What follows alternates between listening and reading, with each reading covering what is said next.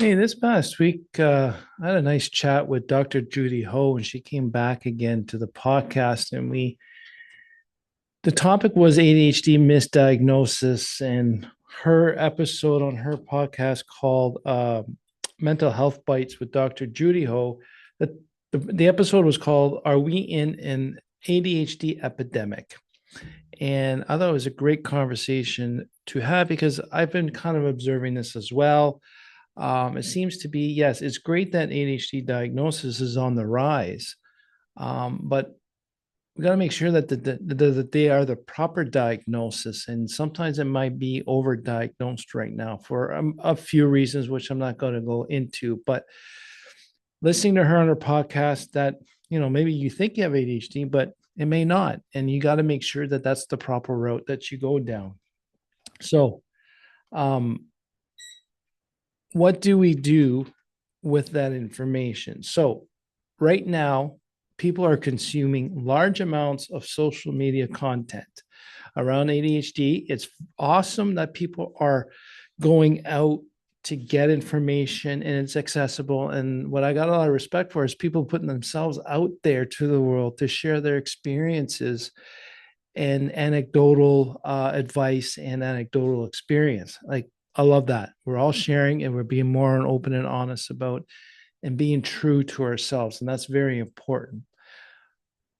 Yet at the same time, it can be very misleading because a lot of people are not experts. I'm not an expert. I just read a lot. I research a lot, and I'm bringing people onto the podcast who are experts to either confirm or deny or reorient my thinking about things.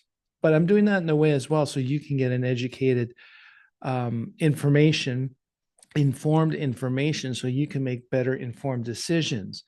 And that's where social media, Instagram, TikTok, even YouTube, LinkedIn, whatever, even the podcast, even this podcast can be misleading. I might get something wrong, right? And it's great. Listen to it, to observe, to see. Make sure that you go and do your own research and you look into it. Okay. It's great that we have people on social media we can relate to. We all have a need to feel to be part of a community, right? And an online one's good. And you feeling understood and heard. But trust me, believe me, I know how that feels. It's very, very important to have that. And I get it. But we just got to be careful not to get sucked in and just go along those lines. Okay. So the anecdotal advice versus in professional advice, two different things. And the professional advice, as much as we may not have faith in them or you may not have faith, they are still our best course of action because they are trained to deal with our mental health and how our brain works so that we can have a great life, future of life. Okay. And that's why it's very important to have a accurate diagnosis. Okay. The professionals know what they're doing. Maybe they're in an antiquated traditional system, but at the same time, they do know what is best on diagnosing various mental health conditions. So that's what Dr. Judy and I talked a lot about is these overlapping symptoms with other mental health conditions. So what I refer to as ADHD-like traits. Okay, so depression, anxiety, borderline personality. And she even brought up gaming addiction, gambling addiction, different other types of addiction all have similar ADHD-like traits. So that's where it kind of gets muddied water. So it's not just because I have inattention or I'm impulsive that I have ADHD. It could be a lot of different things for different reasons. The symptoms are maybe the same, but the reason why the symptoms are the same, or sorry, why the similar symptoms are the same is not because of what is caused by it. Depression causes inattentive for different reason. The anxiety causes inattentiveness for a different reason. ADHD causes inattentiveness for a different reason. Same thing with borderline personality and even gambling or an addiction condition. So a lot of the symptoms of ADHD are overlapped with other conditions. So some people may have ADHD and another mental health condition, and we need to treat both. Or maybe you don't have ADHD and it's simply general anxiety. Sorry, maybe please don't take me this the wrong way. I didn't mean general anxiety. So it's a term that they use. So diagnosed with anxiety, it's not, it's got overlapping symptoms. So, and the one thing that she really brought up I really liked was sensory overload. And I think a lot of times overwhelm happens for everyone in the world. And sensory overload really impacts the ADHD brain. And that's all it is. Your brain gets overwhelmed. It's not you. It's not you can't handle stress or whatnot. It's just your brain's overloaded and does what it's going to do to protect you. Fight or flight protects you. Might have an impulsive, immediate reaction to stuff. So sensory overload, I like that word. It's technically it's overloaded, but it comes out as overwhelm. And that's why we need to have proper management of our time, the people we spend our time with, so we can have more calming times. It's hard for us to be calm and rest, but to slow down is something to go to.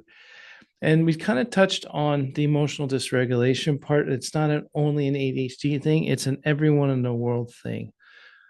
But the one thing that she says, a lot of our pent up negative energy of all those years being told that we suck and that we don't know what we're doing and we're doing things wrong builds up to a point where you will pop a cork. You will explode. Of course you will.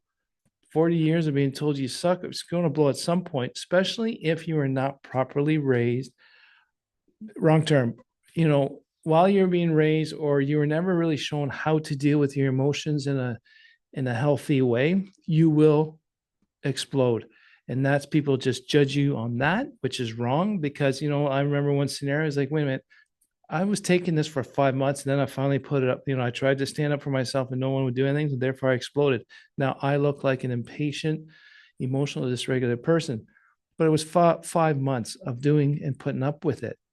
So people don't see that. That's why I'm starting to see emotional dysregulation is not only an ADHD thing, it's an everyone thing.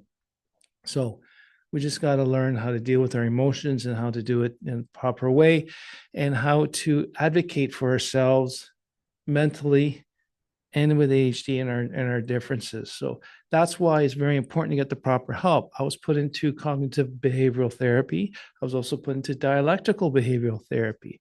And I'm continually working with a therapist right now, just so I can deal with my emotions and bodily feelings. Now I'm starting to listen to my body now, less to my head. And but you need to have time and space, and your mental health have to be in a certain situation that you can actually have time and be able to observe the body senses. So the whole point of this is, everyone has ADHD traits. It can be at different times of life and situations. It could be a mental health condition that's not ADHD, or it can be ADHD. The whole point of this is to make sure that you're getting the correct information.